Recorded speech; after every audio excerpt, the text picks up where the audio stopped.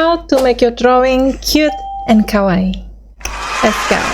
First thing first, what you need is a rounded shape. Next, big eyes and small mouth. Next, one line face. Next, circle blush on chubby cheeks.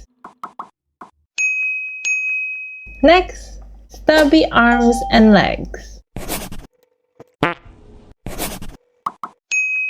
And last but not least, have fun, try and experiment. Don't take it too seriously. Every drawing is unique. They are cute and kawaii in their own way. Okay, bye! Have fun trying! First things first, what you need is, instead of fly,